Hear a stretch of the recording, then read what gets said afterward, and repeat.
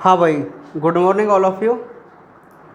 तो yesterday we talk about complete digestion of food in alimentary canal. Okay, in elementary canal में हमने अपनी वकल cavity में, अपने स्टमक में, अपने डूडेनम में एंड जो जेजुनम इलियम होता है वहाँ पर हमने अपने फूड का कंप्लीट डाइजेशन को देख लिया था। ठीक है, and today we are going to discuss about absorption. Okay, तो सुनिए, लिसन टू मी। आपका फूड जो है ना, आपका जो फूड है वो एट लास्ट जो कंप्लीट रूप से डाइजेस्ट होता है वो आपकी स्मॉल इंटेस्टाइन के एंड पार्ट में होता है। ठीक है, तो स्मॉल इंटेस्टाइन के एंड पार्ट में जब आपके फूड का कंप्लीट डाइजेशन होता है ना, तो उसके बाद उसका क्या ज़रूरी है बोलिए? एब्जॉर्प्शन होना। क्या ज़रूरी है? एब्जॉर्प्शन होना। ठीक है, एब्जॉर्प्शन क्या होता है ना? एब्जॉर्प्शन क्या होता है, चलिए पहले आप ऐसा कीजिए, इसकी एक थ्योरी लिख लीजिए, उसके बाद फिर उसको फुल एक्सप्लेन करेंगे। ठीक है, पहले आप इसकी देखिए, सेकंड आपका हेडिंग थी डाइजेशन, है ना, और थर्ड है आपकी एब्जॉर्प्शन। हेडिंग लगाइए एब्जॉर्प्शन। ठीक है, इसमें नोट डाउन कीजिए एब्जॉर्प्शन में the digest food, note down करना, द डाइजेस्टेड फूड, डाइजेस्टेड करना, the digested food passes PASSES, digested food passes from the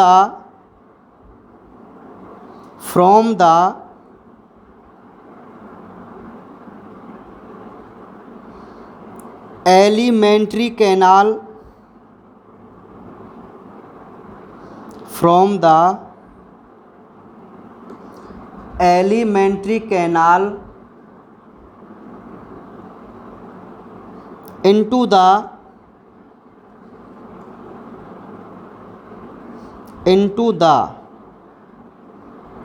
blood, into the blood and lymph, LYMPH, lymph vessel, VESSEL, canal into the blood and lymph vessel, called absorption, called absorption.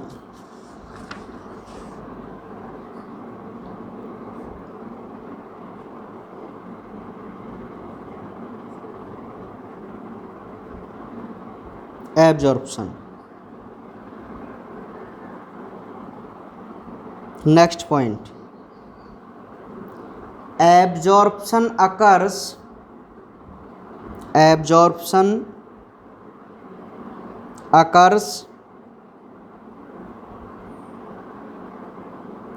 passive and active.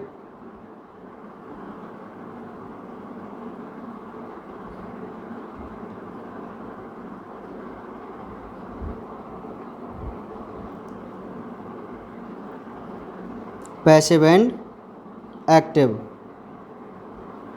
Next point. Fat absorbed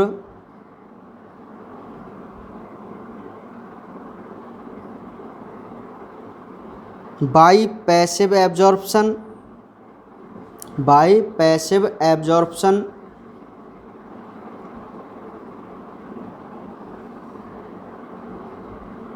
passive absorption.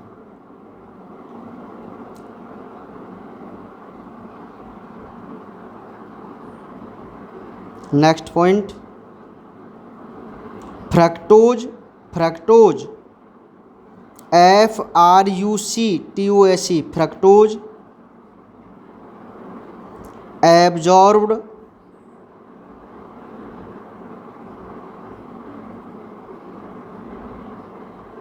facilitated, FACI FACILITATED,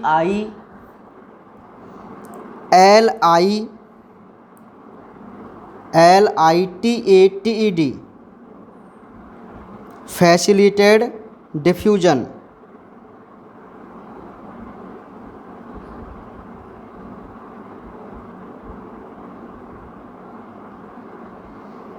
Next point, glucose and amino acid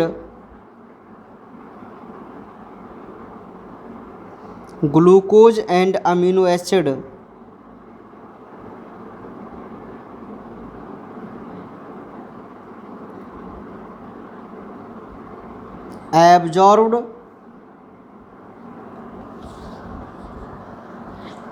by active absorption.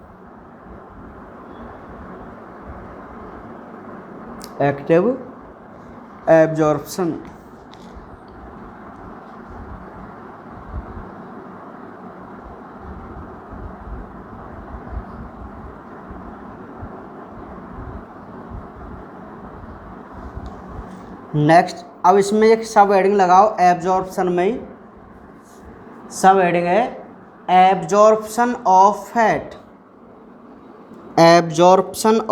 Fat. अब ये important question है जो आपसे पूछा जाएगा yearly exam में, ठीक है। Absorption of fat,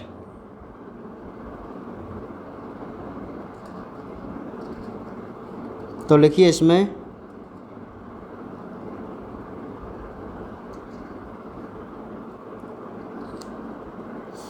fatty acid and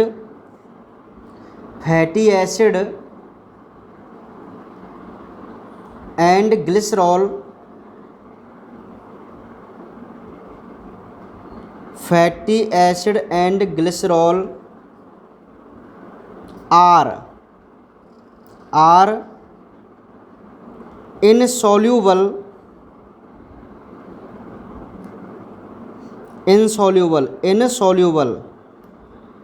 in water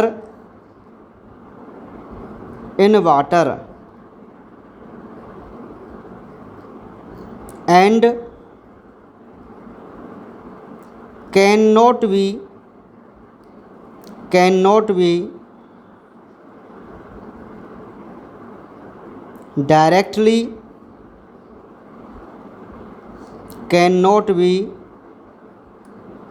directly absorbed from the intestine.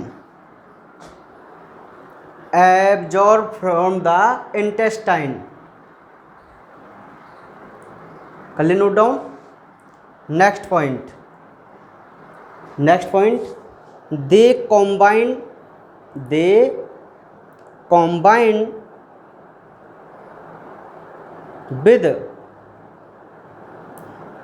combine with bile salts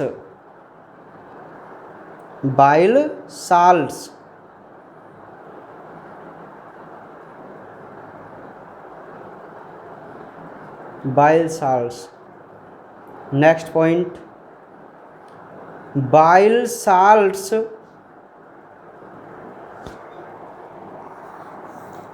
head HEAD, bile salt head is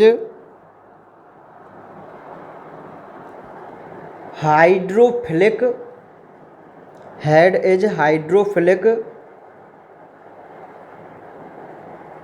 and tail is TAIL है ना, tail is hydrophobic, head is hydrophilic and tail is hydrophobic.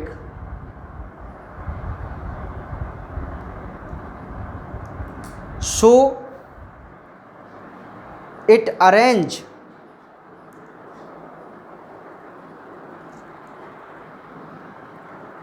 over on the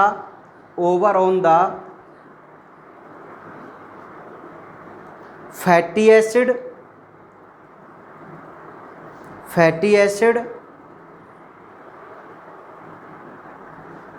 and form a micelle.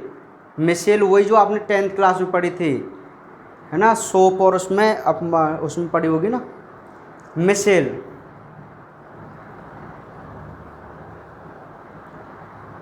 ठीक है, micelle.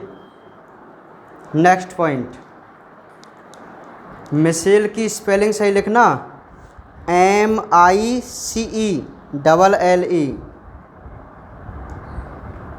MICELLE। Next point, in this micelle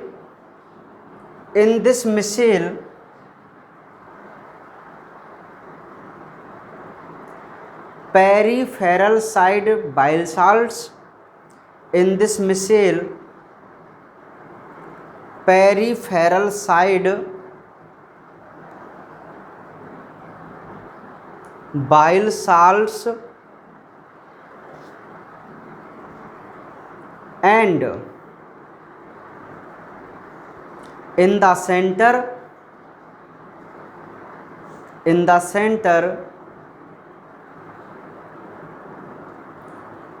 fatty acid and glycerol, fatty acid and glycerol।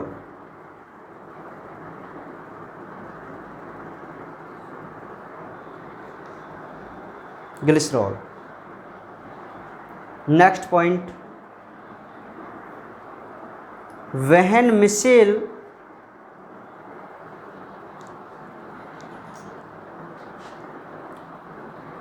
come near the microvilli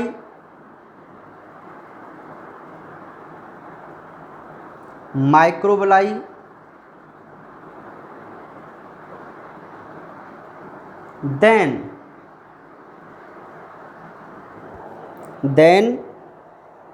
fatty acid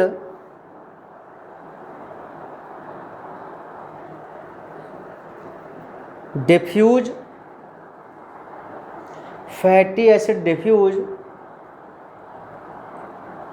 plasma membrane of microvilli, नहीं microvilli ना करके आप epithelium cell करना, plasma membrane of epithelium cell,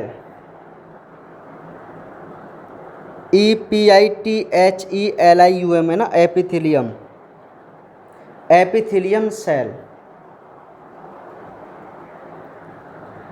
epithelium cell and bile salts free up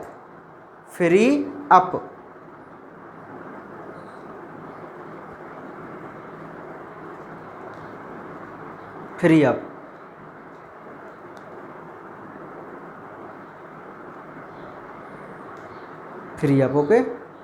next point, in epithelium cell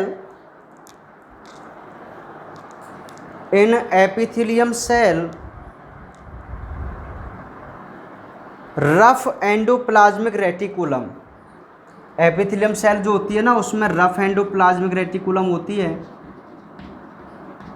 rough endoplasmic reticulum, RER इसको कह सकते हैं ना। In epithelium cell rough endoplasmic reticulum synthesise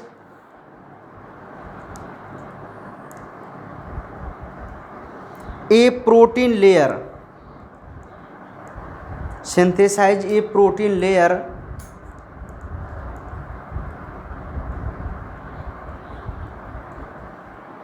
and coated this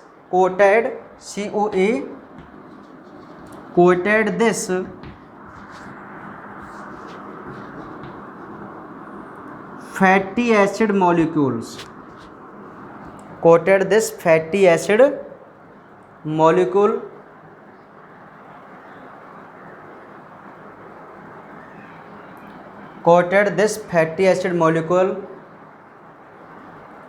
this structure known as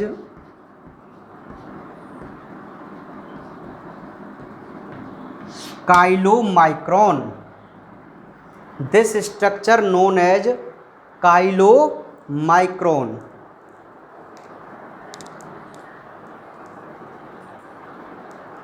chylomicron and it's enter the lacteal duct, LACTEAL, LACTEAL, lacteal duct,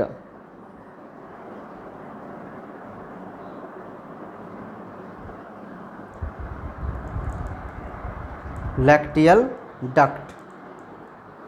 ठीक है, तो ये तो आपकी थ्योरी हुई भाई। अब हम इसको प्रोसेस को समझ लेते हैं ना एब्जॉर्प्शन की। सुनिए, ध्यान सुनना, देखिए, लिसन टू मी। ये आपकी स्मॉल इंटेस्टाइन है, ओके, ये स्मॉल इंटेस्टाइन है। तो स्मॉल इंटेस्टाइन की जो वॉल होती है ना, वहाँ वॉल पे आपके इस प्रकार के विलाई होते हैं, यू नो, ये विलाई हैं। इन विलाई के ऊपर क्या होते हैं बोलिए, माइक्रोविलाई प्रेजेंट होते हैं, ऐसे ये माइक्रोविलाई प्रेजेंट है, ओके। तो आपके इंटेस्टाइन की जो ल्यूमेन होती है ना, ल्यूमेन, इस ल्यूमेन में क्या है, लिक्विड होता है ना, ये लिक्विड है पूरा, ये लिक्विड भरा हुआ है। और यहीं पर आपके जैसे डाइजेस्टेड कंपोनेंट है, जैसे फैटी एसिड है, ग्लिसरॉल है, ग्लूकोज है, अमीनो एसिड है, फ्रक्टोज है, ये सब की सब यहाँ पर ऐसे फ्लोट करते रहते हैं, ओके। भाई आपका जो इंटेस्टाइन होता है ना, इंटेस्टाइन, उसकी जो ल्यूमेन होती है इंटेस्टाइन की, उस इंटेस्टाइन की ल्यूमेन में आपके जो ये डाइजेस्ट प्रोडक्ट हैं, सिंपल प्रोडक्ट, वो ऐसे फ्लोट करते रहते हैं। तो हमें ये पढ़ना है ये एब्जॉर्प्शन क्या है। तो लिसन टू मी, मैंने आपको बताया था एक डायग्राम जिसमें हमने डिस्कस किया था अपने किसके बारे में बोलिए, विलाई के बारे में, है ना। ये विलाई था और इस विलाई में क्या था बोलिए,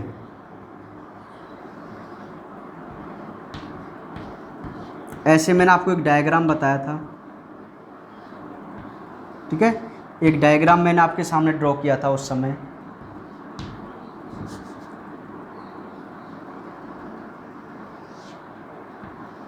अगेन मैं इसको बना देता हूँ, चलिए सर, देखिए, लिसन टू मी, ये आपका एक विलाई है, ठीक है। और ये जो विलाई होता है ना, इसमें जो सबसे आउटर होते हैं वो ये माइक्रो विलाई होते हैं आपके, ये माइक्रो विलाई हैं, है ना, जो ब्रुश बॉर्डर का फॉर्मेशन करते हैं एंड एब्जॉर्प्शन एरिया को इंक्रीज करते हैं स्मॉल इंटेस्टाइन की ना। तो ये माइक्रो विलाई थे और ये थी एपिथेलियम सेल, ये क्या थी, एपिथेलियम सेल। और ये हैं आपकी ब्लड वेसल्स, ये ब्लड वेसल्स है, ये ब्लड वेसल्स है। और इसके जो सेंटर पार्ट है ना, ये सेंटर पार्ट आपको दिख रहा है, आप इसको लिम्फ सेल या लिम्फ वेसल या लैक्टियल डक्ट के नाम से जानते हैं, है ना। अब सुनिए, लिसन टू मी, आपका जो एब्जॉर्प्शन होता है ना, वो क्या होता है कि आपके जो डाइजेस्टेड कंपोनेंट हैं, like as glucose, amino acid and fatty acid, है ना, यदि वो आपके विलाई के या तो ब्लड वेसल्स तक पहुंच जाएं, ब्लड वेसल्स तक, या आपकी लैक्टियल डक्ट तक पहुंच जाएं, तो आप उसी प्रोसेस को कहते हैं एब्जॉर्प्शन। एब्जॉर्प्शन क्या है, एब्जॉर्प्शन एक सिंपल सी प्रोसेस है। इस प्रोसेस में क्या होता है कि आपके स्मॉल इंटेस्टाइन में जो डाइजेस्टेड कंपोनेंट पड़े होते हैं ना, डाइजेस्टेड कंपोनेंट, वो कंपोनेंट यदि आपके या तो ब्लड वेसल्स में पहुंच जाएं विलाई के, या आपके लैक्टियल डक्ट में या लिम्फ वेसल्स में पहुंच जाएं, तो आप उस प्रोसेस को ना एब्जॉर्प्शन कहते हैं। क्या कहते हैं, एब्जॉर्प्शन।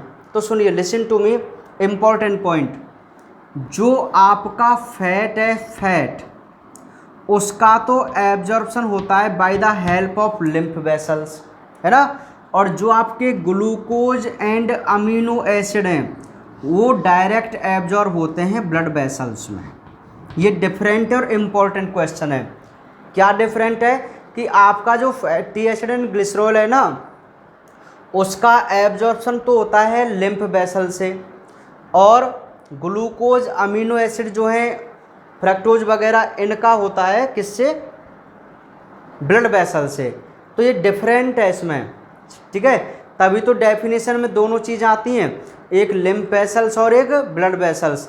तो लिम्फ वेसल्स से तो आपके फैट का एब्जॉर्प्शन होता है, और ब्लड वेसल से होता है आपके किसका एब्जॉर्प्शन बोलिए, ग्लूकोज एंड अमीनो एसिड का एब्जॉर्प्शन होता है। क्लियर। अच्छा, टू टाइप्स की ये प्रोसेस होती है, एक होता है एक्टिव एब्जॉर्प्शन और एक होता है पैसिव एब्जॉर्प्शन। तो सुनिए, एक्टिव एब्जॉर्प्शन तो ग्लूकोज एंड अमीनो एसिड का होता है, ऐसा एब्जॉर्प्शन जिसमें एटीपी की नीड होती है, एटीपी की, या ये एटीपी की हेल्प से होता है, उसे तो हम बोलते हैं एक्टिव एब्जॉर्प्शन। और जो विदाउट एटीपी के हो उसे हम बोलते हैं पैसिव एब्जॉर्प्शन। तो फैटी एसिड का जो एब्जॉर्प्शन है वो तो पैसिव होता है, पैसिव, जबकि ग्लूकोज एंड अमीनो एसिड का जो एब्जॉर्प्शन है वो एक्टिव रूप से होता है। यहाँ तक बातें क्लियर हैं आपकी। चलिए अब हम नेक्स्ट बात करते हैं अपने फैट के एब्जॉर्प्शन के बारे में, कि आखिर ये फैट का एब्जॉर्प्शन कैसे हुआ। तो मैं यहाँ पर एक डायग्राम आपके सामने ड्रॉ कर रहा हूँ।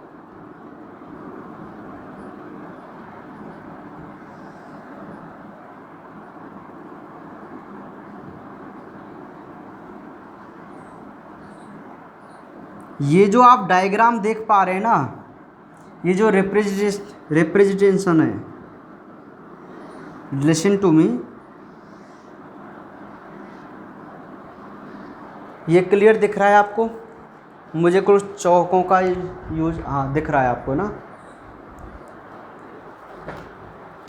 चलिए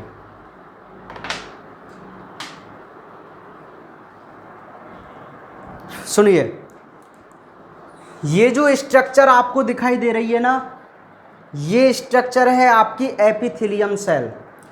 आप फैट का एब्जॉर्प्शन देख रहे हैं केवल, तो और ये है लिम्फ वेसल्स यानी कि लैक्टियल। तो मैंने ऐसे इसको ड्रॉ किया है और हम इसके माध्यम से समझते हैं कि अपने फैट का एब्जॉर्प्शन कैसे कंप्लीट होता है। तो ये आपकी एपिथेलियम सेल है, और एपिथेलियम सेल के ऊपर ये आपके माइक्रोविलाई प्रेजेंट है, और ये आपकी लैक्टियल डक्ट है भाई, ये वाली है ना। क्लियर। अब होता क्या है सुनिए,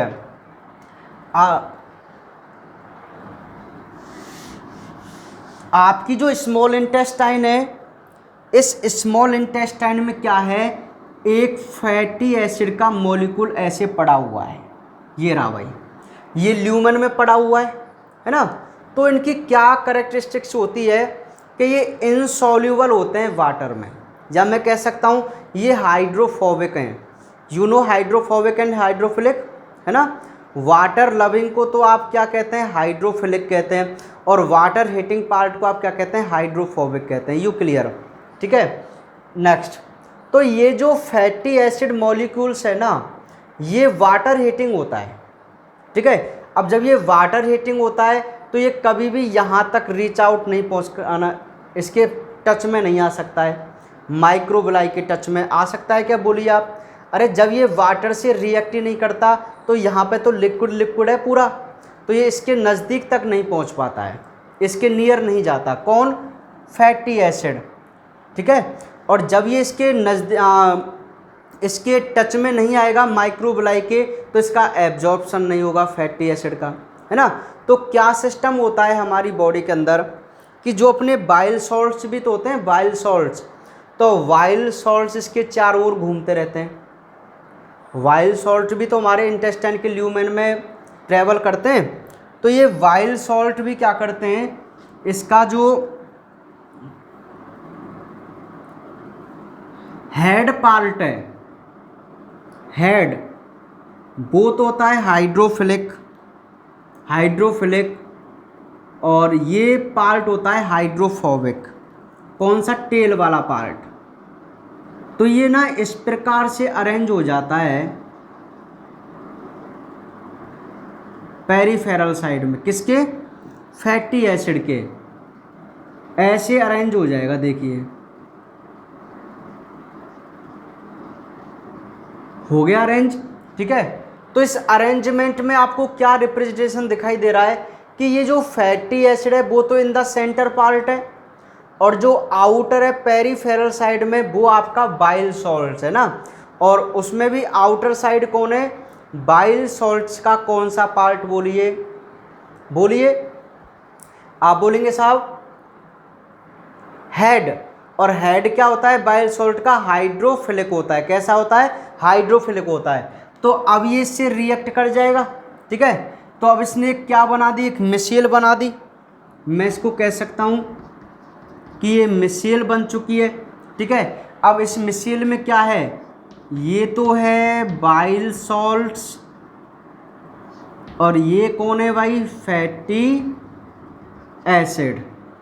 इतनी बात आपको, are you getting this point, okay.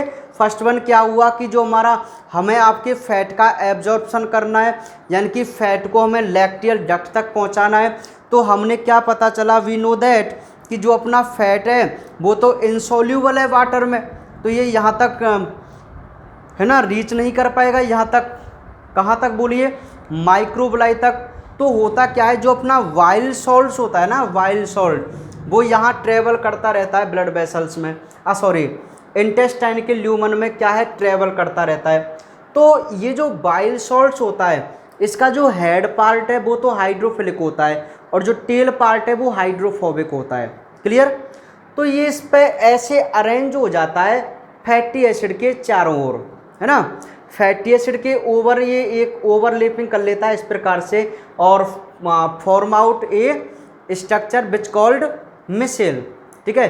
तो इस मिसेल में क्या है, पेरीफेरल साइड में तो आपको वाइल सॉल्ट्स का हेड दिखाई दे रहा है, एंड इसमें इन द सेंटर पार्ट कौन है आपका, फैटी एसिड।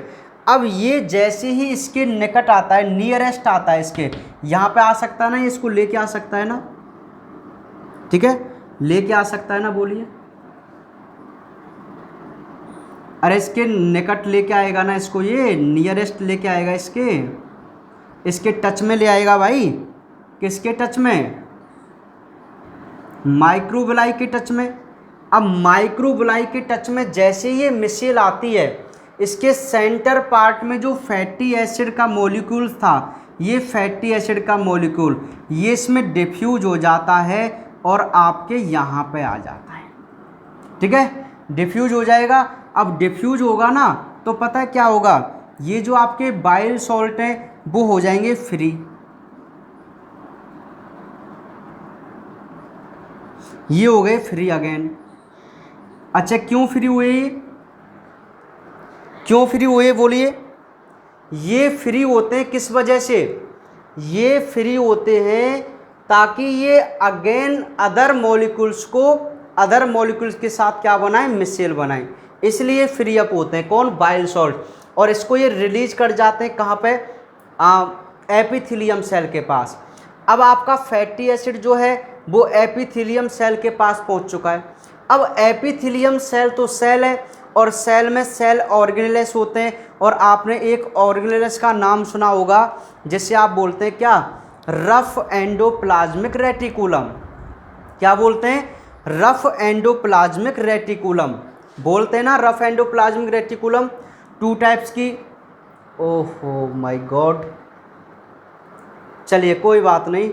वैसे हाँ, rough endoplasmic reticulum, smooth endoplasmic reticulum ऐसे होती है ना।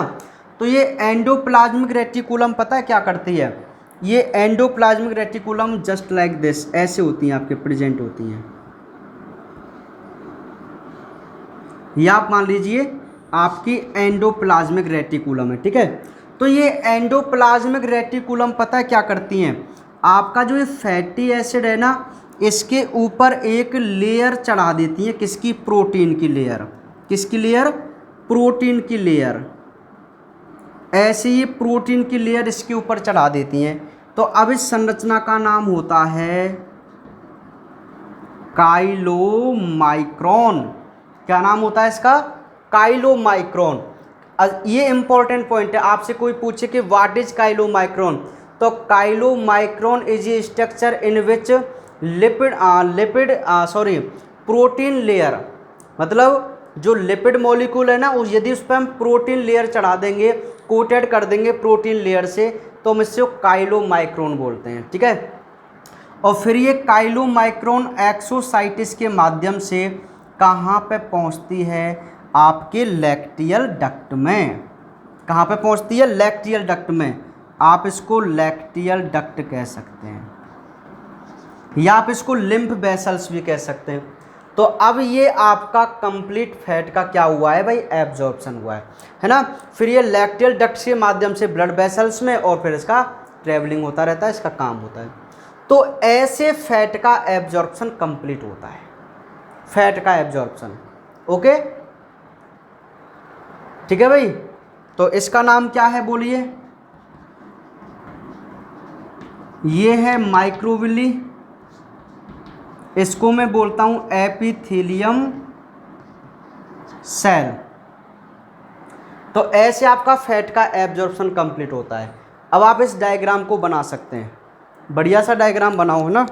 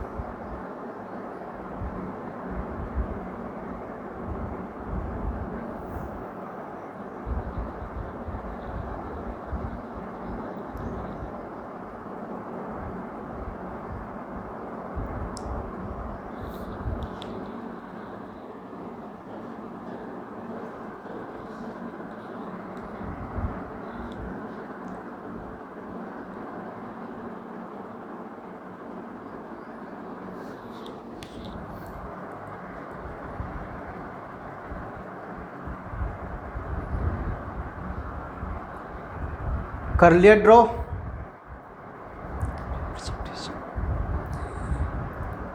तो ये रिप्रेजेंटेशन आपको समझ में आ गया। Are you getting this point? सुनिए, तो ये फैट का एब्जॉर्प्शन का रिप्रेजेंटेशन है भाई, डायग्राम है ना, आप इसको लर्न कर लेना, इसकी प्रैक्टिस भी आपको करनी है, ठीक है। तो ये आपका एब्जॉर्प्शन कंप्लीट है। आपके सिलेबस में फैट का ही एब्जॉर्प्शन दिया हुआ है, हालांकि ग्लूकोज एंड अमीनो एसिड का जो एब्जॉर्प्शन होता है ना, वो bye the help of sodium होता है ना, सोडियम की हेल्प से होता है उसका एब्जॉर्प्शन, ग्लूकोज एंड किसका, अमीनो एसिड का। चलिए, तो अब आप नेक्स्ट हेडिंग लगाइए। नंबर 3 हो गया आपका क्या, एब्जॉर्प्शन। नंबर 4 है असिमिलेशन। नंबर 4 क्या देंगे, असिमिलेशन। असिमिलेशन लिखिए, असिमिलेशन में क्या है, assimilation the process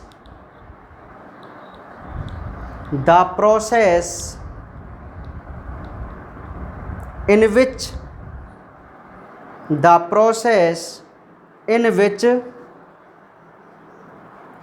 absorbed food material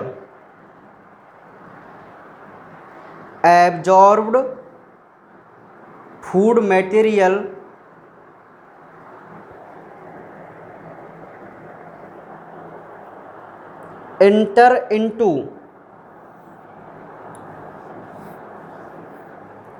the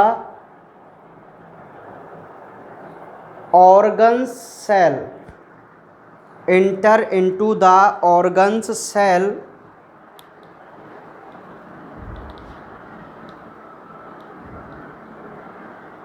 by the help of blood vessels या blood, by the help of blood, blood करना केवल ना, by the help of blood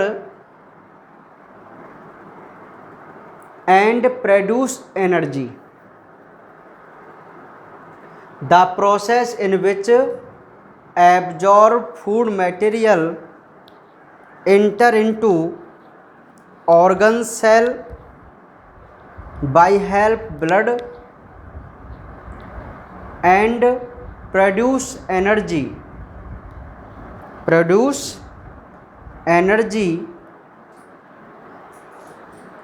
called assimilation,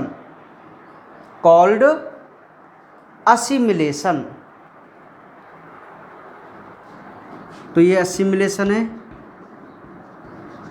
अब लास्ट है नंबर 5 स्टेप, एजेशन। लिखिए एजेशन में, the elimination of the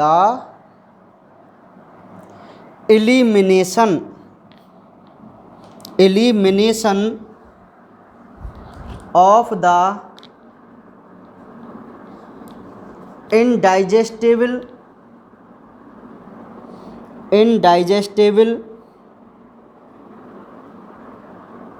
remains of the food,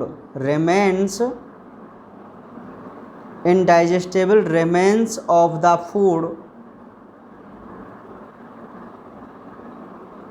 from the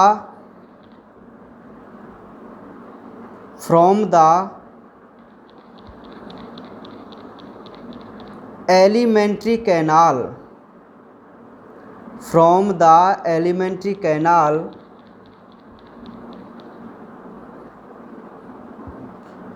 is called ejection।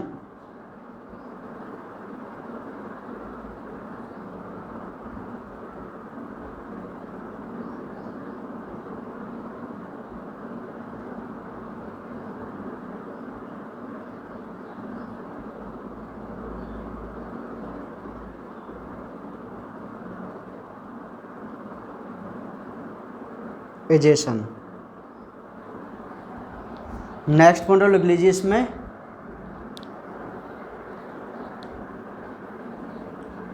It's brown colour is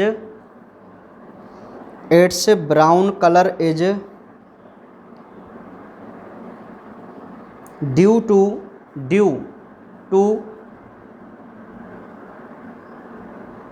ester covalent, मैं बोल रहा हूँ STERCO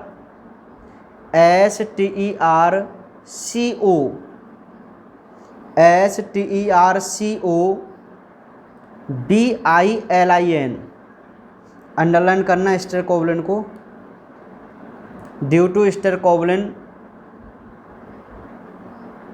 and yellow colour is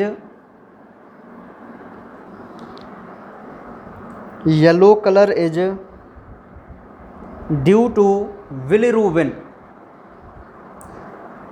yellow colour is due to bilirubin pigment, bilirubin pigment.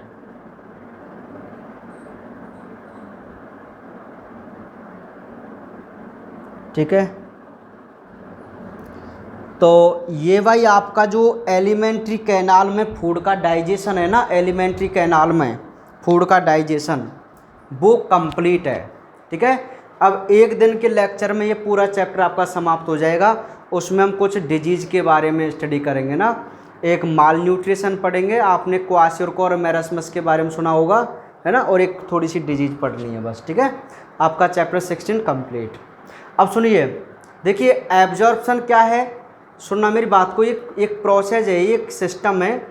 क्या होता है कि आपका food जब कम्प्लीटली डाइजेस्ट हो जाता है ना स्मॉल इंटेस्टाइन में, तो जो विलाई होते हैं, सुनिए लिसन टू मी, आपके जो फूड मटेरियल्स हैं यदि आपके विलाई की ब्लड वेसल्स या लिम्फ वेसल्स में ही पहुंचते, इंटर करते ना, तो आप उसी प्रोसेस को एब्जॉर्प्शन कहते हैं। ठीक है, अब ये असिमिलेशन क्या होता है, assimilation I will tell you, listen to me. ये आपकी ब्लड वेसल्स है और ब्लड वेसल्स में आपका सपोज कीजिए ग्लूकोज इंटर कर चुका है, तो यदि आपका ग्लूकोज आपकी विलाई की ब्लड वेसल्स में इंटर कर जाता है तो आप इसको एब्जॉर्प्शन बोलेंगे। तो मैं इसको एब्जॉर्ब फूड मटेरियल कह सकता हूँ ना, क्योंकि ये एब्जॉर्ब हो चुका है। तो जब आपका एब्जॉर्ब फूड मटेरियल इस ब्लड वेसल्स की हेल्प से या ब्लड के हेल्प से आपके किसी ऑर्गन की सेल के अंदर पहुंचेगा, और ऑर्गन की सेल में ऑर्गेनेस होता है माइटोकॉन्ड्रिया, तो ये एट लास्ट जब ये माइटोकॉन्ड्रिया में पहुंच जाए और आपके लिए यदि एनर्जी प्रोड्यूस कर दे, तो आप इस टोटल प्रोसेस को कहते हैं असिमिलेशन। देखो सिंपल सी बात है, आपके फूड कंपोनेंट का जो फंक्शन है ना आपकी बॉडी के लिए, यदि वो उस फंक्शन को एक्ट कर दे, कंप्लीट कर दे ना, तो आप उस प्रोसेस को असिमिलेशन कहते हैं। क्लियर? फर्स्ट वन आपने इसको डाइजेस्ट किया, फिर आपने इसको एब्जॉर्ब किया, और एब्जॉर्ब होने के बाद यदि आपके माइटोकॉन्ड्रिया में पहुंचकर आपके लिए एनर्जी दे दें, जो इनका फंक्शन होता है, तब आप उस प्रोसेस को कहते हैं असिमिलेशन। क्या कहते हैं? असिमिलेशन। तो समझ में आ गया आपको असिमिलेशन क्या है। ठीक है, असिमिलेशन एक ऐसी प्रोसेस होती है जिसमें अपना एब्जॉर्ब फूड मटेरियल हमारी सेल्स के पास सेल्स के अंदर इंटर करके हमारे लिए एनर्जी प्रोड्यूस करता है। ठीक है, तो हम उस प्रोसेस को असिमिलेशन कहते हैं। अब नेक्स्ट, जिस फूड का डाइजेशन हो जाता है वो तो हमारे लिए एब्जॉर्ब हो जाता है हमारे स्मॉल इंटेस्टाइन के अंदर, और जिस फूड का डाइजेशन नहीं हो पाता या अनडाइजेस्टेड जो फूड होता है, उस अनडाइजेस्टेड फूड को हमारी स्मॉल इंटेस्टाइन पुश कर देती है लार्ज इंटेस्टाइन में। ठीक है, और लार्ज इंटेस्टाइन में क्या होता है कि उसमें जो वाटर होता है ना, उस अनडाइजेस्टेड फूड के साथ जो वाटर होता है उसको ये एब्जॉर्ब कर लेता है, जिससे आपका अनडाइजेस्टेड जो फूड है वो सेमी सॉलिड कंडीशन में आ जाता है, सेमी सॉलिड हो जाता है, और उसी सेमी सॉलिड अनडाइजेस्टेड फूड को आप फीसेज या स्टूल के नाम से जानते हैं। क्या बोलते हैं? फीसेज या स्टूल। और वो स्टूल जो होता है वो आप उसको एलिमिनेट कर देते हैं बाय द एनासोल, तो आप उसी प्रोसेस को क्या कहते हैं? एजेशन कहते हैं। क्या बोलते हैं? एजेशन कहते हैं। ओके, अब ये क्वेश्चन कई बार यहाँ से पुटअप होता है कि जो आपका फीसेज होता है, आपका स्टूल जो होता है, उसका जो कलर है ना वो थोड़ा लाइट ब्राउन होता है ना, ब्राउन कलर होता है। तो ब्राउन कलर किस पिगमेंट के कारण होता है? तो आपका आंसर है स्टरकोबुलिन पिगमेंट के कारण। तो स्टरकोबुलिन के कारण तो अपने जो स्टूल है उसका जो कलर है वो कैसा होता है? ब्राउन कलर होता है ना। लेकिन जो येलो कलर है ना वो किस वजह से होता है? तो येलो कलर होता है हमारे बिलिरुबिन पिगमेंट की वजह से, है ना। ये इंपॉर्टेंट क्वेश्चन है।